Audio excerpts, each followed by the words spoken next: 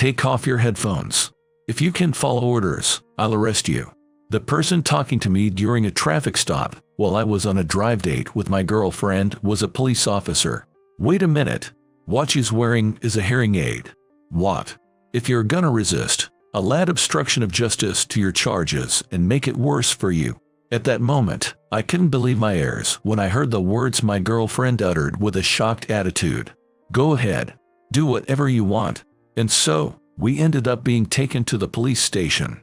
But I bet the cop never imagined the worst possible outcome that waited after this. I'm Jake Thompson. I'm a 28-year-old salesman this year. Still no girlfriend. My first love is at this age. No, let's stop there. I myself don't have any exciting stories, but when you reach this age, everyone around you starts getting married one after another. When you see their social media icons filled with blissful images or baby hands, it really hits you hard. At this rate, I might be single for life. No matter how long I've been without a love life, the thought of that is just too lonely. If you ask me why I, who's facing the prospect of being a lifelong bachelor, don't have a shred of romance in my life despite my panic, the answer is simple. My job is insanely busy. I wake up early as usual, wash my face, shave, and get ready. As a salesman, my suit and dress shirt have to be immaculate.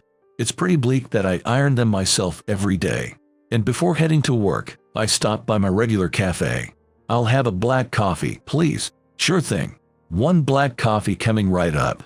Thanks for your order. The chipper response from the worker first thing in the morning somehow soothes my soul.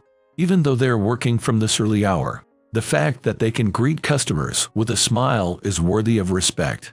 The workers at this shop are always friendly, and the coffee tastes great too. Stopping by here every morning and heading to the office with a black coffee in hand had become my daily routine. Jake, you done with that proposal yet? Oh, sorry. Not yet. Come on, man. Hurry it up. The client's rushing us on this one. Got it. My boss walks away grumbling. This is bad. I have way too much to do. For now, I need to visit today's sales prospects too. I made appointments with 5 companies today. Frankly, the schedule is cut pretty close. But if I don't do this much, I won't hit my quota and my boss will just chew me out. I'm starting to feel depressed, but this is part of the job. And so, if you sign a contract with our company, we can provide this product at a special price. I'm sorry, we're going to pass on this for now. What? I can tell it's a very good product, but I'm sorry. There's a vague air of it being hard for them to say, but it seems they have no intention of signing a contract, so all I could do was give up and leave. Again, that makes 5 companies total that I've visited. Out of those, I only landed a contract with 1. No matter where I went, they said the product is good, but so it doesn't seem there are any issues with the product itself. In that case, I remember something my senior colleague told me before. Can't you be a bit more personable? You always seem kind of bored when you're doing sales. I seem bored. Yeah. As the face of the company, you gotta do sales with more energy, or no one's gonna buy from you. Energetic sales. I used to work part-time at a restaurant, and when you talk with a smile, it makes a better impression and the other person finds it easier to listen. Sales is the same way. If you seem like you're enjoying it, it piques their interest. I'll try to keep a smile in mind. Apparently, I'm not very good at sales.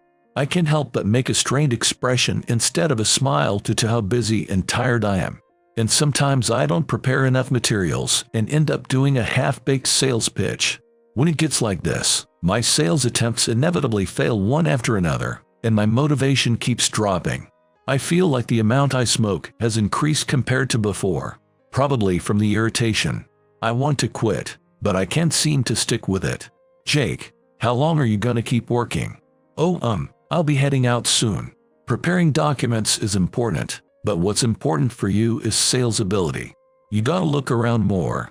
Excuse me, I'll be going now. Sensing that my boss is about to start lecturing me, I flee from the office like I'm running away. Making documents for tomorrow's sales visits. Preparing estimates. There's an endless amount to do but not enough time, so every day is filled with overtime work. It's already completely dark outside, and the dazzling city lights are almost painful to look at.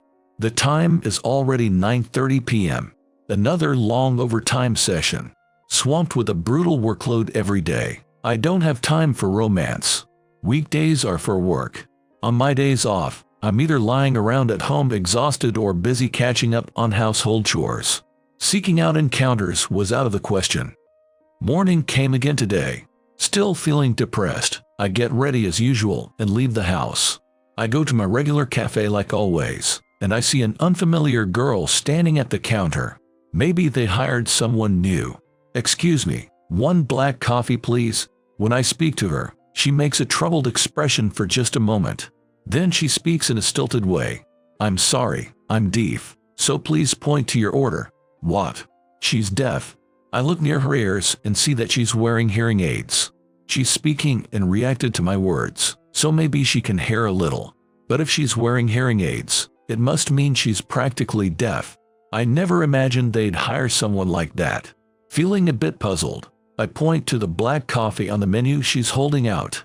Then she smiles happily and seems to say something in sign language.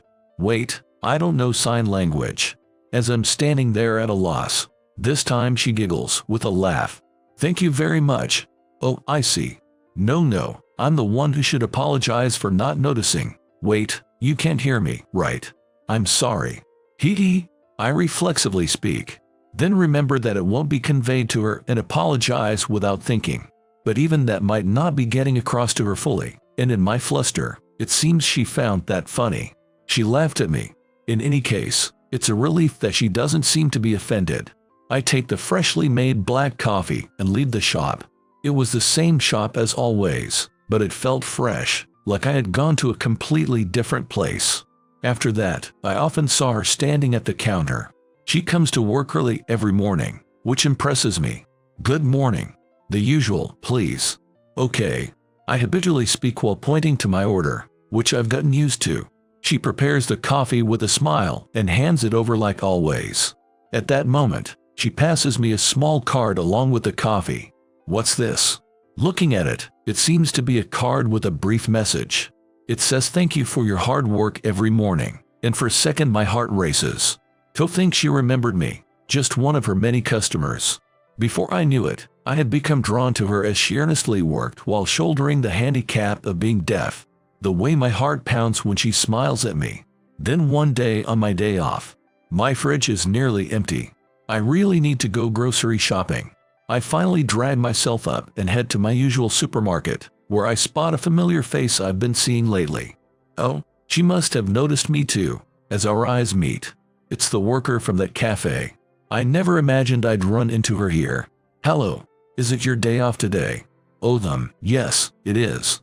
I stammer, not expecting her to talk to me first. "Ah, that's right, you can't hear. What should I do in this situation? Write it down or something." As I'm flustering, she laughs in an amused way again with a giggle. "I'm wearing hearing aids, so I can hear a little. My left ear is completely deaf though." "Oh, I see. That's good." "Yes.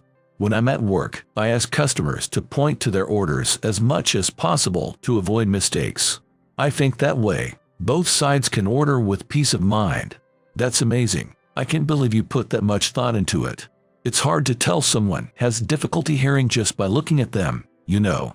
If a customer ordered normally but then gets told they weren't heard properly, they're gonna get a bit annoyed too. Although there's a slight awkwardness, she seems able to hold a conversation pretty smoothly. It's really amazing that even while dealing with the handicap of being hard of hearing, she can still be so considerate of others. In contrast, I'm told I'm not good at sales, and even now I keep stumbling over my words because I don't know what to say. It's kind of pathetic. As I'm at a loss for words, she speaks as if remembering something.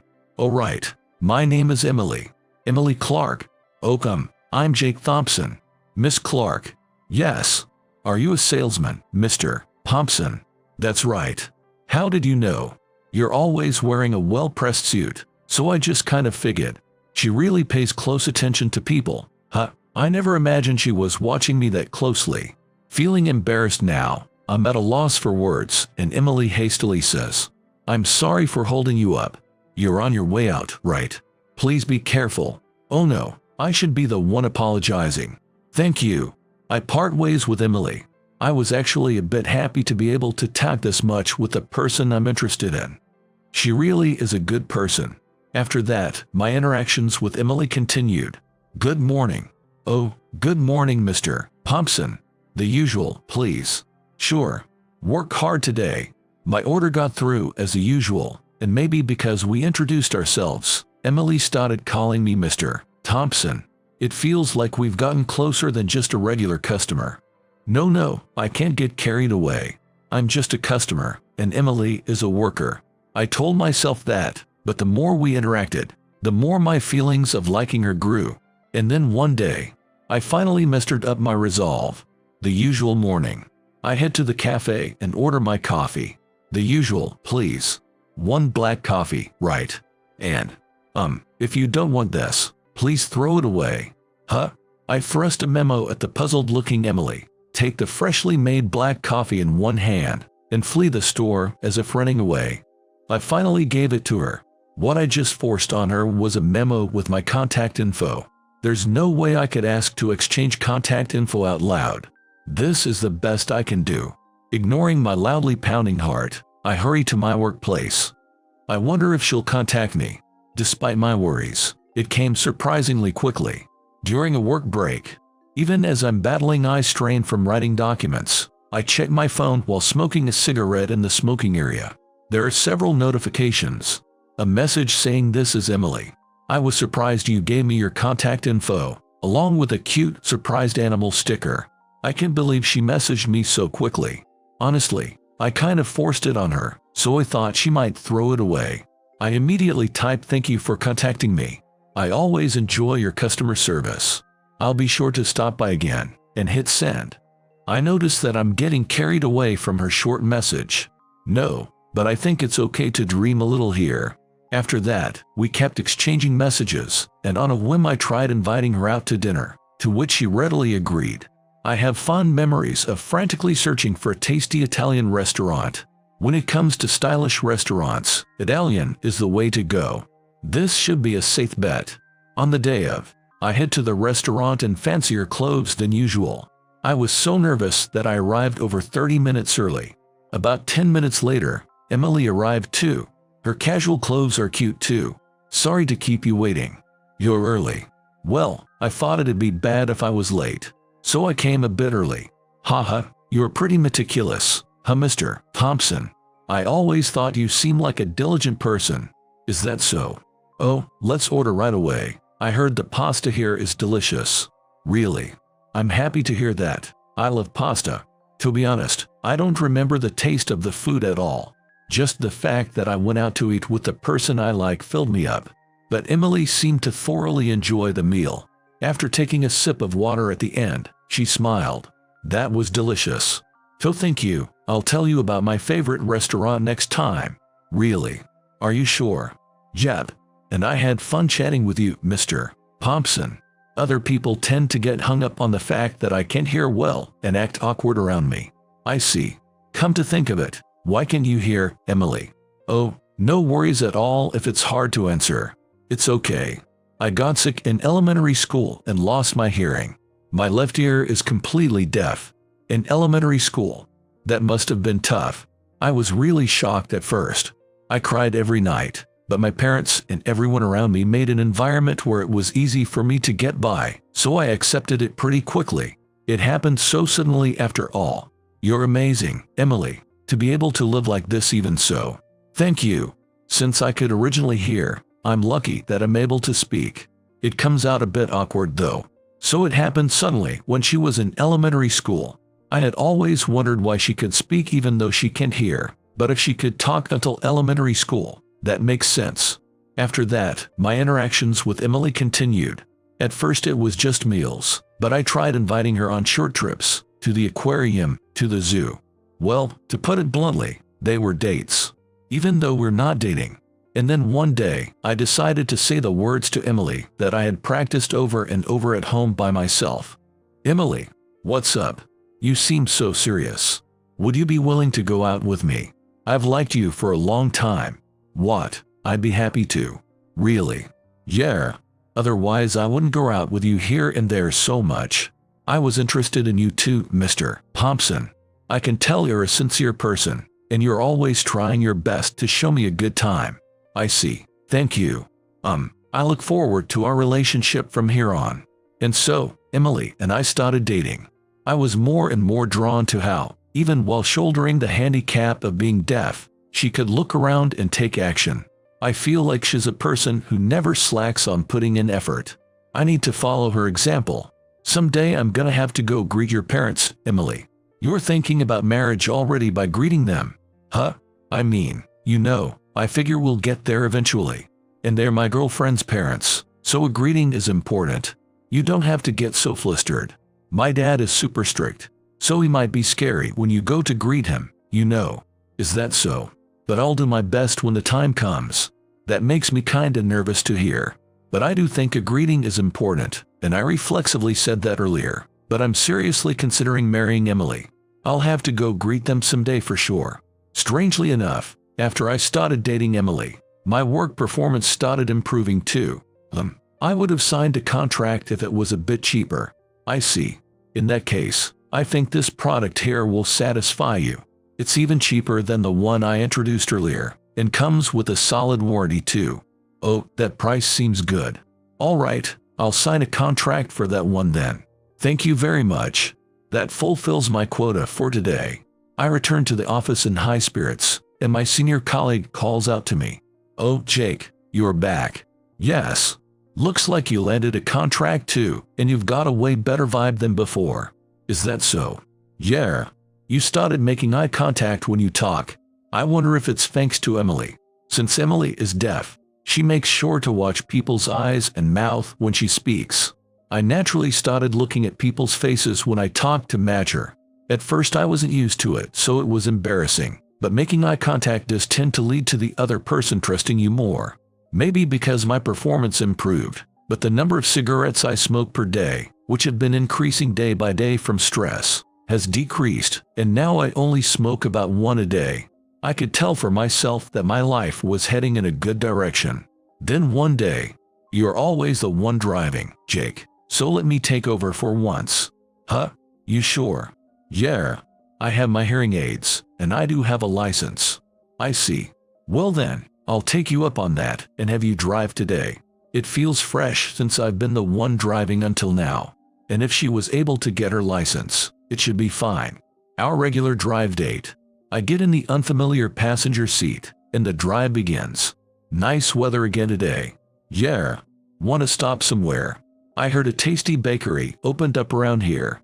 Oh, nice. I'm kinda craving a cinnamon roll. You unexpectedly like sweets, huh Jake?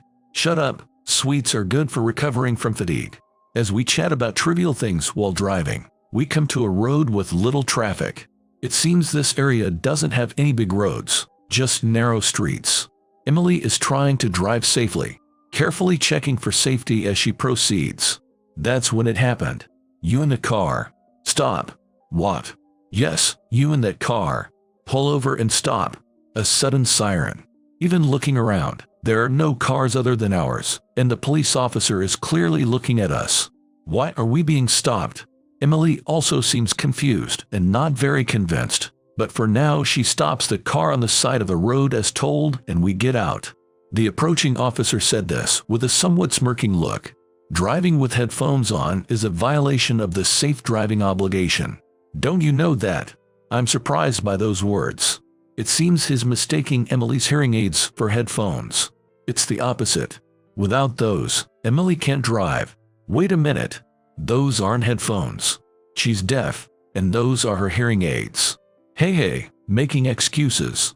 If she's only wearing it on one ear, it can't be a hearing aid. If you got a problem, I'll arrest you. Got it. It's true. And arrested for what? You could have settled this quick if you just admitted the violation. This cop isn't listening to us at all. It seems we had the misfortune of catching the eye of a rare, malicious officer trying to rack up violation points. We can only curse our bad luck. As I fall silent, Emily declares to the officer with a resolute attitude. If you're going to arrest me, go ahead. Do as you please. What did you say? How dare you take that attitude as a violator? I'll add obstruction of justice to your charges. Hey, that's not right. You're just spouting nonsense too. I'm arresting both of you. Come to the station. You gotta be kidding me. Apparently the officer got upset by Emily's attitude, and we ended up being forcibly taken to the police station. We're led straight to an interrogation room. I've only ever seen this kind of development on TV. In contrast to me being shaken up, Emily is still acting as composed as ever. Do you two understand what you've done? Increasing your own charges. I can only think you're idiots. Your attitude is out of line too. Arrested over something like this. It's justified. If anything, you're the ones who committed a violation first. As we're having this endless back and forth, several officers come in after opening the door. Did they come to hear our story? But as soon as they enter the room, they let out surprised voices and their faces turn pale. What the? Huh? Why? Thank you for your hard work. Could you call my father, please? Yes. The officers who came in hurriedly leave again. Seems I'm not the only one who doesn't know what's going on, as the officer who arrested us looks suspicious too. Gonna call your parents and have them help you out. That's just like a woman. You think if you cry, people around you will save you. You're the one in the wrong here. No, I won't do anything like that. Shortly after, the officer from earlier returns to the room. I've brought him. Please excuse me. Just what is going on here? What? Sir, and he turned to Emily. You know the police superintendent. Police superintendent. Seeing the serious-looking man who entered, the officer springs up. If he's the police superintendent, that means he's the head of the Metropolitan Police Department, maybe the highest-ranking police officer. Why would someone like that? No, Emily did just say please call my father. So in other words, did you do something to get arrested, Emily? No. He mistook this for headphones and said it was a violation. Then when I objected, he said he'd arrest me and brought me here. Is that true? Well, that's... The officer who arrested us has a strained expression, unable to say anything and just mumbling. Of course, he can't say that he arrested the police superintendent's daughter like this. It's clearly a false arrest too. Did you properly confirm with your own eyes whether it was headphones or not? Was it behavior worthy of arrest and bringing them to the station? No, I didn't. I caught them to rack up points. What do you think the police exist for? You're supposed to protect civilians. What is the meaning of causing trouble for them? Eek. I'm very sorry. You should be apologizing to someone else. Have you lost the ability to understand even that? No. I'm truly sorry for mistaking your hearing aids for headphones and falsely arresting you, and for not knowing you were the police superintendent's daughter and taking an inappropriate attitude. It's not about being the police superintendent's daughter. I think your language toward people was unsuitable for a police officer. I'm really very sorry. It might have been misleading that I only wear my hearing aid on one ear. My left ear is completely deaf, so I only wear it on my barely hearing right ear, which probably made it look like headphones. I apologize for that. I remember something she told me before. She said hearing aids are expensive, so she's given up on her deaf left ear and only wears one on her hearing right ear. Certainly, if you can't hear at all, it'd be normal to wear them on both ears. Even so, Emily is such an accomplished person to be able to say she was also at fault there when the police are clearly in the wrong for falsely arresting us. I'll consider your punishment later. You two are free to go. I never imagined I'd meet Emily's father under these circumstances. Forget strict, isn't he an elite? It would have been nice if I could have played the role of a good man who saved her, but as I am now, I'm just someone who got arrested alongside her without being able to say anything back. As I'm keeping silent out of awkwardness, Emily's father slightly relaxes his mouth. So you're Mr. Thompson? Yes. I always hear about you from Emily. Even though it ended up like this, thank you for being there for Emily. What? No, I haven't done anything worth being thanked for. I heard you're good at being considerate. Even now, you're standing on Emily's right side so she can hear better, right? Huh? This isn't the place to talk, so come visit our home sometime. There are various things I want to discuss. Understood. I'll take you up on that and visit soon. I never thought I'd be praised. Standing in the ideal spot for Emily has practically become a habit. When walking on the road, I make a point to stand on her deaf left side, and when talking I stand on her right. So apparently I naturally took that positioning now too. And to think he's heard about me from Emily. We safely made it home that day, bringing the tumultuous drive day to a close. Several days later, Emily said, "Would you come to my place?" So I nervously went to Emily's family home. "Come in. Pardon the intrusion." Emily's father, who I met at the police station the other day, is in the living room I'm shown to. "Oh, you came. Thanks for having me. You don't have to be so stiff. About that police officer from before, I had him receive disciplinary action.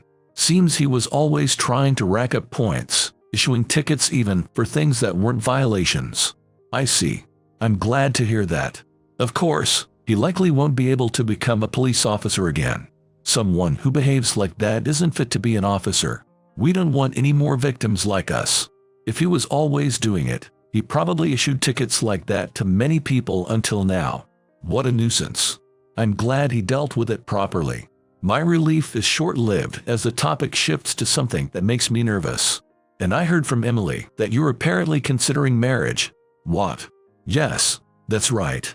I may still be lacking in some ways, but I'm seriously considering marrying your daughter." "I see. I can entrust her to you.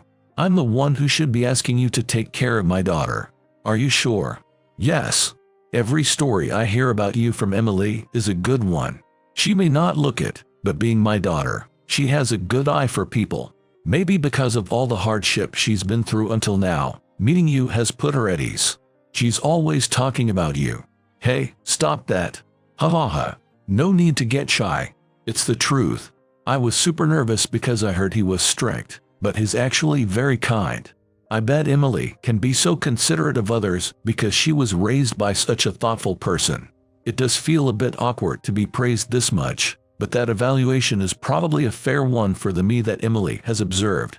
I never thought she talked about me that much though. I'm relieved to have our marriage approved too. Next is the wedding. Gotta work hard and save up a lot of money. I want to continue following the example of those around me and being a considerate person.